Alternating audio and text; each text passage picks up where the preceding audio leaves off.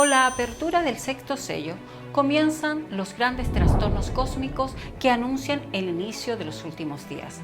Para un pueblo convencido de que los movimientos bien ordenados de los astros eran una prueba del control providencial de Dios, el colapso de este orden sería el sombrío anuncio de que el fin del mundo era inminente.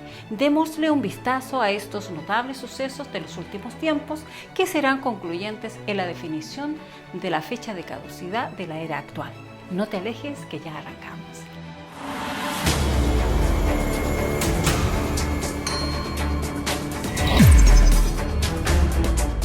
Los detalles de esta espectacular descripción de un universo en estado de agitación proceden del acervo común del movimiento apocalíptico del momento.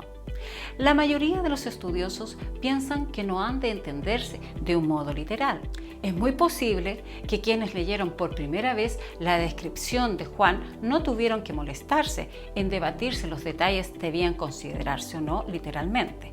Dentro de este contexto, cabe señalar que tales pormenores formaban parte de una tradición bien establecida que, asentada en la literatura apocalíptica del momento, se remontaba a las más antiguas descripciones proféticas del día del Señor.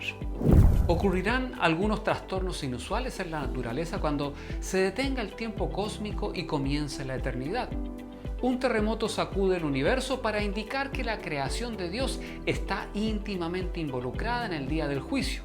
El terremoto era un elemento típico de las visitaciones divinas. Cuando Dios descendió sobre el Sinaí, todo el monte se estremecía con violencia.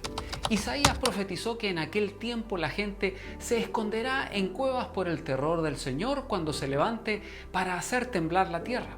Una vez más, dentro de poco, yo haré temblar los cielos y la tierra, el mar y la tierra firme, afirmó Ageo.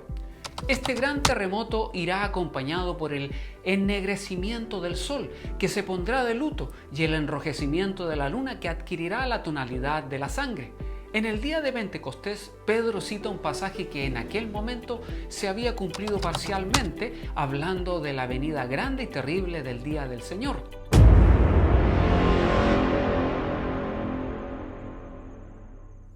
El oscurecimiento del Sol y la Luna no es el resultado de un eclipse transitorio, sino que más bien significa el fin de su función de dar y reflejar la luz. El Sol se volvió negro como sayal hecho de pelo. En tiempos antiguos, el sayal hecho de pelos de cabrito era negro. Las personas en momentos de luto llevaban sayales para demostrar su dolor. A la luz tenue del sol, la luna se fue volviendo roja como el color de la sangre. La escena sugiere la inminente calamidad que caerá sobre la humanidad. A las estrellas del cielo se les representa cayendo sobre la tierra como las uvas inmaduras durante un temporal invernal.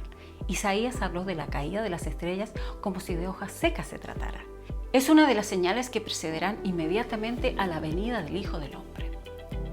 La caída de las estrellas sobre la tierra podía significar una cosa para los antiguos: había llegado el fin.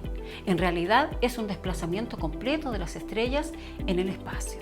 Los cielos se enrollarán como dos mitades de un pergamino que se hubiera partido por el centro. La atmósfera, que se nos ofrece el aspecto de un cielo azul, desaparece y es eliminado como una hoja enroscada de papel. Este cielo será reemplazado por un nuevo cielo. La eliminación de su lugar de toda montaña e isla no encuentra paralelo en los escritos apocalípticos. Esta imagen podría haberse inspirado en el profeta Nahum: los collados se derriten, o en Jeremías, que dijo: miré las montañas y he aquí que temblaban y todas las colinas se estremecían. Aunque, como hemos dicho, algunos consideran que no es necesario esperar que estos acontecimientos cataclísmicos se produzcan de un modo totalmente literal. Sea como sea, la realidad que se describe es suficiente para impulsar a las aterrorizadas multitudes hacia las montañas, donde pedirán la muerte antes de tener que hacer frente a la justicia del Señor, nos relata el escritor bíblico. Esto sería una consecuencia muy poco probable si solo simbolizara un periodo de agitación sociopolítica. En otros pasajes del libro de Apocalipsis se representa a las personas tan obcecadas en la búsqueda de sus propios placeres que ninguna plaga de demonios ni un calor abrasador son suficientes para llevarlas al arrepentimiento. Lo que en los últimos días aterrorizará el corazón de las personas será nada menos que la sobrecogedora anticipación de la destrucción del mundo.